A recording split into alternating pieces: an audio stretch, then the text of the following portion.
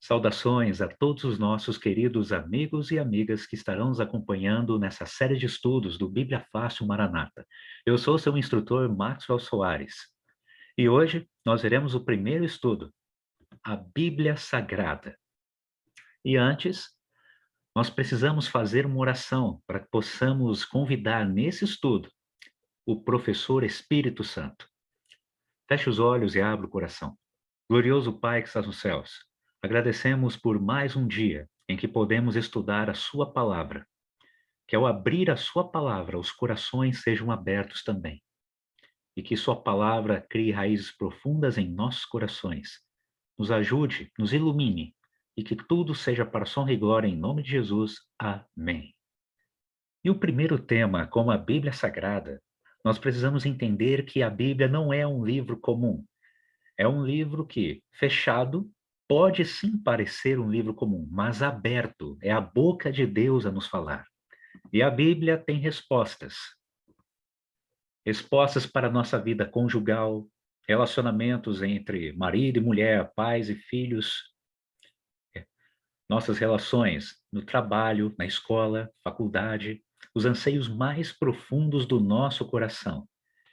E mesmo em meio a tantos fatos na história que nos assustam, tantas coisas que ocorreram, como guerras, movimentos, tragédias, ou mesmo uma pandemia global, Deus nos mostra o caminho através da sua palavra.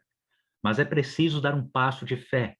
Se nós tivermos preconceito e começar a colocar nossas concepções a partir de muitas coisas que nós aprendemos, sem passar por uma análise profunda, nós simplesmente deixaremos a Bíblia de lado e vamos dar ouvidos a várias outras ideias que vão tentar nos tirar da vontade de Deus, o caminho que Deus quer nos mostrar para que possamos estar junto a Ele. Então, vamos conhecer um pouco mais sobre a Bíblia. A palavra Bíblia, ela vem do termo grego, biblos, que quer dizer coleção de livros. E, de fato, a Bíblia ela reúne vários livros. Qual a quantidade? Ela possui 66 livros, 39 no Antigo Testamento e 27 no Novo Testamento. Ela conta com 1.189 capítulos e 31.105 versículos.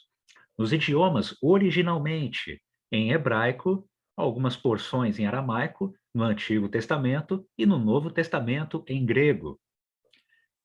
Ela tem por volta de 40 autores, considerando que o Espírito Santo é o autor maior, e esses aqui, autores humanos sendo inspirados pelo Espírito Santo.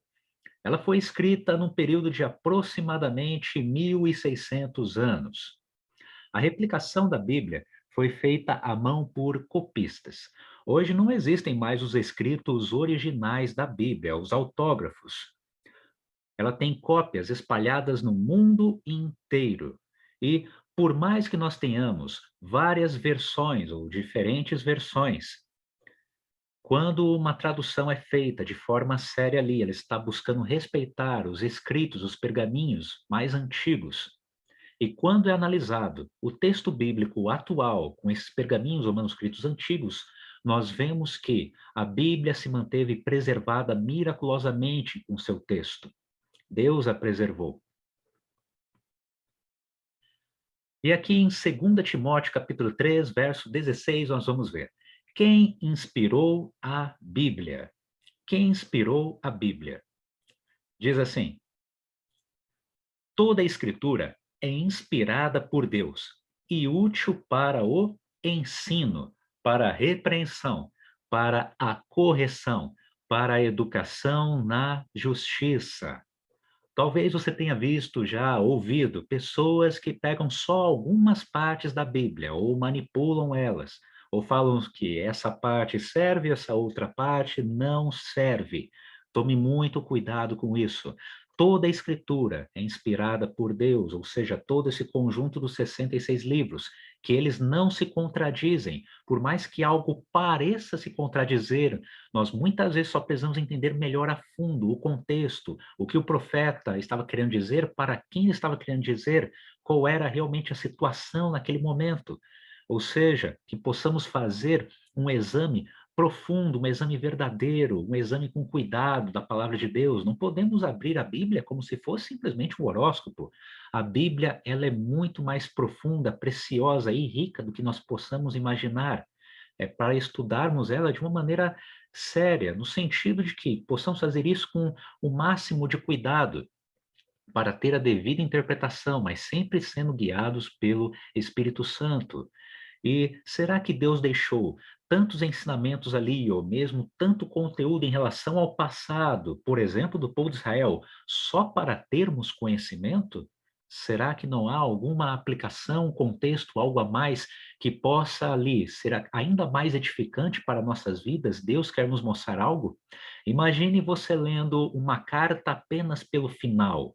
Você não pega todo o contexto. Então, da mesma maneira, nós não podemos ler a Bíblia simplesmente de formas cortadas para entender o seu contexto. Por mais que nós vejamos vários textos, é necessário fazer construção, uma construção do nosso raciocínio de acordo com o Espírito Santo. E aí nós precisamos entender o seguinte: os conceitos de revelação, inspiração e iluminação. A revelação, ela ocorre quando Deus se apresenta, Deus se revela aos seus profetas e profetisas. Com a inspiração, Deus ali está, através do Espírito Santo, capacitando esses homens e mulheres a escrever, inspirando eles, ou seja, permitindo sua singularidade, permitindo o seu conhecimento, o seu jeito, mas os capacitando para que possam fazer da devida forma, de acordo com a vontade dos céus. Ao escrever, por exemplo, o texto bíblico, e ali na iluminação é o que todos nós precisamos ao estudar para que o Espírito Santo ilumine nossa mente, para que possamos entender o que de fato está ali no texto, o qual sim, o Espírito Santo pode agir diretamente ou ele pode usar até mesmo uma pessoa para te ajudar nessa busca. Então nós precisamos ir com o coração aberto, dar um passo de fé, pedir essa orientação ao Espírito Santo. Agora, quem escreveu a Bíblia? Nós temos lá em Hebreus, capítulo 1, verso 1. Diz assim: havendo Deus outrora falado muitas vezes e de muitas maneiras aos pais, pelos profetas.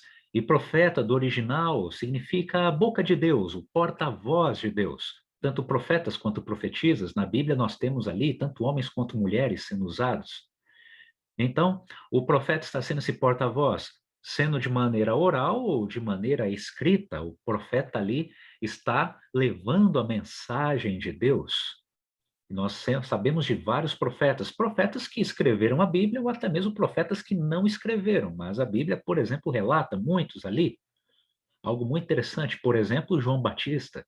João Batista não escreveu, mas é relatado ali o testemunho, a vida, o ministério de João Batista, preparando, por exemplo, a vinda para o Messias.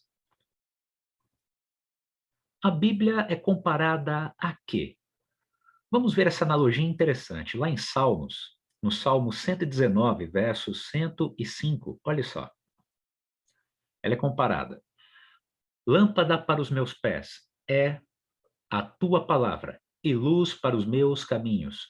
Em meio a esse mundo repleto de escuridão, a palavra de Deus, ela nos mostra a luz.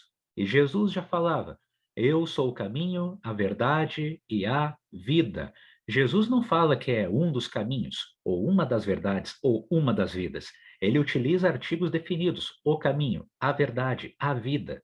Agora, em meio a tantos livros, tantas religiões, tantas ideias, tantas doutrinas, tantas coisas diferentes nesse mundo.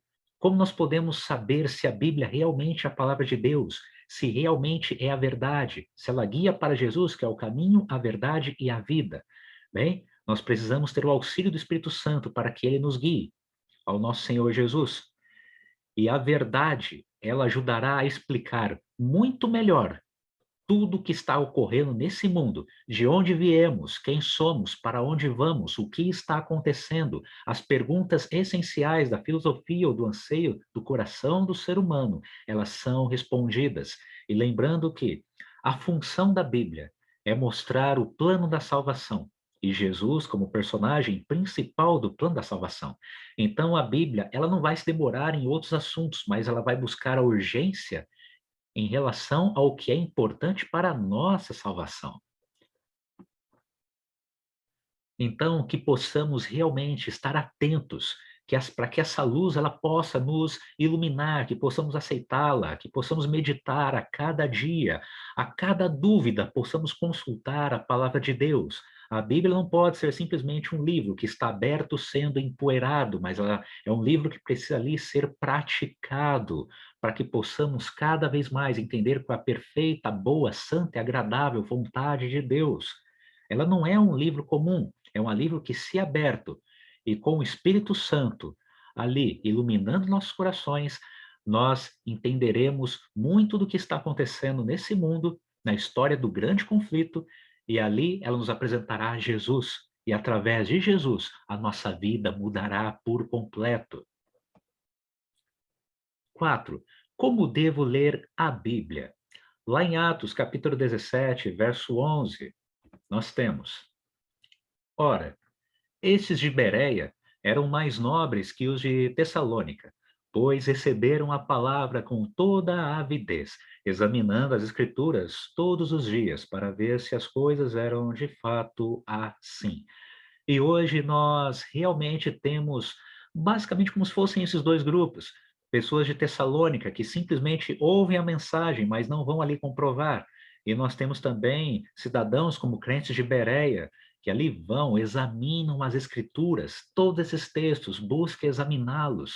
Toda a escritura, ela serve para nos ensinar, ela serve para nos mostrar ali o que está acontecendo, o que Deus quer mostrar para nossas vidas, seja para que nós não erremos e também aquilo que nós precisamos acertar, para que possamos permanecer no caminho de acordo com a sua vontade, que possamos permanecer na verdade. Então, será que nós somos comparados aos de Tessalônica ou de Bereia? Você simplesmente ouve aquilo que seu pastor, bispo, padre fala e você não consulta? Você simplesmente absorve aquilo sem mais nem menos?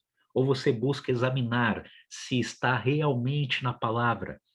Quantas vezes as pessoas são simplesmente levadas a achar que algo está na Bíblia só porque alguém disse que está na Bíblia?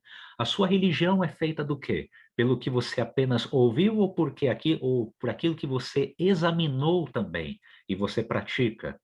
Não apenas ouça, mas realmente pratique, examine, estude, veja se realmente está na Bíblia, seja como os crentes de Bereia. E aqui lá em Deuteronômio, capítulo 17, verso 19, vamos ver com que frequência devemos ler a Bíblia. E o terá consigo, e nele lerá todos os dias da sua vida, para que aprenda a temer o Senhor, seu Deus, a fim de guardar todas as palavras desta lei e estes estatutos, para os cumprir. Então, assim como nós temos o alimento do dia a dia, a palavra de Deus, assim como o pão da vida, o nosso Senhor Jesus, precisamos alimentar da palavra do nosso Senhor Jesus todos os dias. Da mesma maneira como você precisa de nutrientes no seu dia a dia, de maneira material, ali para o seu físico, da mesma maneira você precisa alimentar o seu espiritual. Quantas vezes pessoas estão ali desnutridas espiritualmente, estão ficando fracas. Ali não tem discernimento do que fazer em relação a decisões, problemas na vida, relacionamentos, estudos, estão ficando fracas espiritualmente. Cuide da sua saúde espiritual. A Bíblia, nós precisamos lê-la constantemente, estudá-la constantemente. Faça isso todos os dias, medite, pratique. Não leia de forma superficial, mas busque ver ali qual o propósito daquele texto e como ele pode realmente ter uma função em sua vida, fazendo cada vez andar mais no caminho da verdade, andar de acordo ali com o exemplo de Jesus, fazer a vontade do nosso Senhor. Você possa se nutrir todos os dias. Assim também, fale com Deus todos os dias por meio da oração, como seu respirar, e também ouça a voz dele por meio da palavra de Deus, que seja um relacionamento, que seja um diálogo. E aqui lá Em Isaías, capítulo 40, verso 8, nós temos: a Bíblia possui algum prazo de validade? Será? Seca-se a erva e cai a sua flor, mas a palavra de nosso Deus permanece eternamente. A palavra de nosso Deus permanece eternamente. Em outros textos, por exemplo, em Mateus, veremos que a Bíblia também é chamada de evangelho, lá em Mateus e também Apocalipse, a Bíblia é chamada de evangelho eterno e evangelho do reino. Ou seja, um evangelho puro, verdadeiro, um evangelho que durará para sempre, porque assim reflete também o caráter do nosso Deus, um Deus que não muda, ou seja, o caráter de Deus é eterno, um caráter bondoso, um caráter verdadeiro, íntegro, fiel, alguém realmente santo. Agora, se nosso Deus mudasse, que confiança teríamos nesse Deus? Um Deus que volta à palavra, um Deus ali que não cumpre o que diz. Como nós teríamos confiança em um Deus assim? Então, assim como o caráter do nosso Deus é eterno, a sua palavra é eterna, ela permanece eternamente, porque ali, em relação ao amor, em relação à honestidade, em relação à fidelidade, todos esses princípios, se eles refletem o caráter de Deus que é eterno, então eles precisam ser eternos através da sua palavra também. 7. Que bênçãos recebem os que estudam a Bíblia, os que estudam a palavra de Deus? Lá em Apocalipse, capítulo 1, verso 3. Bem-aventurados aqueles que leem, aqueles que ouvem as palavras da profecia e guardam as coisas nela escritas, pois o tempo está próximo. Perceba que aqui é bem-aventurados, ou seja, realmente felizes. Não é amedrontados os que leem, mas bem-aventurados aqueles que leem e aqueles que ouvem as palavras da profecia e guardam as coisas nela escritas. Mas guardar em que sentido? Realmente gravar no seu coração, de modo que flua, que seja natural, que se transforme em um hábito, que faça parte da sua vida, pois o tempo está próximo. E conforme você vê tantas tragédias, tantas violências, tantas coisas acontecendo nesse mundo, ou seja, nós estamos realmente no tempo do fim. E não apenas por poucas palavras que eu digo, mas nós vamos ver na prática, realmente, através da palavra de Deus, juntamente com as profecias, que realmente estamos no tempo do fim. E a volta de Cristo está muito próxima. Dedique sua vida ao seu tempo, a palavra de Deus, e convide mais pessoas para estudar a Bíblia contigo. Talvez você pense, mas a Bíblia, ela tem muitos livros, ela tem uma linguagem antiga, ela é estranha, tem muitos símbolos. Dê um passo de fé. A partir do momento que você aceitar a verdade e buscá-la, você não vai ter mais medo de olhá-la nos olhos. A partir do momento que você buscar e aceitar a verdade, você não terá mais medo de olhar a verdade nos olhos. Então, dê um passo de fé. Lembre-se, Deus nunca deixará perdido um filho ou uma filha que queira realmente encontrá-lo. E antes de nós irmos para assuntos mais profundos, é bom que nós conheçamos realmente esse manual para nossas vidas. Então, por mais que a Bíblia ela seja um livro antigo, escrito por vários autores ali, mas lembre-se, há um autor maior, há o Espírito Santo, que inspirou esses homens, se revelou a eles, inspirando-os, capacitando para estudar, para escrever a palavra, nos ajudando a estudar e nos iluminando. Lembre-se, Deus, ele através desse manual, esse manual não é à toa, através desse manual ele nos mostra a sua vontade. A Bíblia é o manual para nossas vidas. E ela sim apresenta várias linguagens ali. Nós temos livros históricos, grande parte é mostrada através de história, narrativa. Nós temos livros poéticos, pode ser através de cânticos, através de poesias, orações, recitações. Nós temos ali cartas, ao qual nós temos conselhos, exortações. Nós temos os evangelhos mostrando, por exemplo, o ministério de Jesus. Nós temos também proféticos, livros proféticos no sentido de que apresentam bastante simbologia, mas a própria Bíblia ela mostra o significado de cada um desses símbolos. Então, a Bíblia tem resposta, a própria Bíblia, ela se explica para nós. Mas é claro, precisamos sempre pedir o auxílio do Espírito Santo. E querida, você sempre quis entender a Bíblia.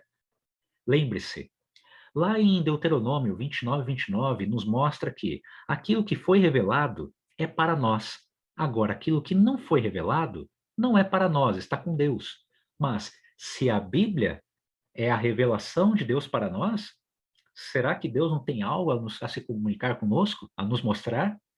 Então Deus ele quer mostrar algo para nós, ele quer revelar algo para nós que está em sua palavra, não para simplesmente obtermos um conhecimento acumulativo ou quantitativo.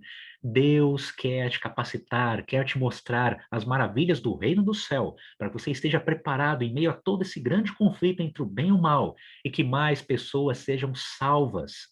Queridos, o tempo está passando. Você vai continuar adiando? Será que a vida ela é só isso? Você já parou para pensar? Será que a vida é simplesmente um nascer, estudar, se formar, trabalhar, se aposentar e simplesmente morrer? Será que a vida é só isso? Será que há um mal que está tentando ofuscar a nossa mente, a nossa visão, o nosso coração, de que existe algo muito melhor? Que a nossa vida, ela não termina na cruz do cemitério, mas a nossa vida, ela passa a ter um novo sentido quando enxergamos a cruz de Cristo. E aí, nossa vida tem um antes e depois. Um antes de Cristo e um depois de Cristo. E lembre-se, Deus nunca deixará perdido ou perdida um filho ou uma filha que queira realmente encontrá-lo, assim como você vê nessa pintura. Acompanhe comigo, lá em Salmos, no Salmo 145, no verso 18, diz assim: Perto está o Senhor de todos os que o invocam, de todos os que o invocam em verdade. Você deve ter muitas perguntas, mas você está disposto a ouvir as respostas? Ou você tem 1000 perguntas e não toma uma só decisão? Dê um passo de fé. Nos acompanhe nessa série de estudos. Eu acredito que o Espírito Santo lhe mostrará aquilo que é realmente importante para que você possa entender a perfeita, agradável, santa, boa vontade do nosso Senhor. Dê um passo de fé. Por mais que você pense que esteja sozinho, Deus está acompanhando os seus passos. Mas Deus não quer ser apenas um espectador. Deus, ele quer fazer parte da minha e da sua vida. Ele quer poder intervir em nossas vidas. Deus é um cavalheiro. Ele não vai arrombar a porta do seu coração. Ele quer que você permita ele entrar.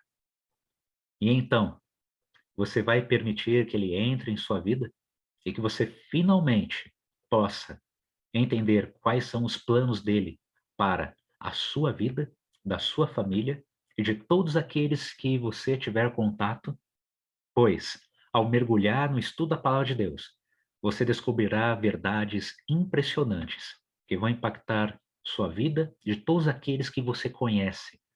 Você será um instrumento de bênçãos. A sua vida mudará por completo. Dê um passo de fé. Vamos então fazer uma oração final.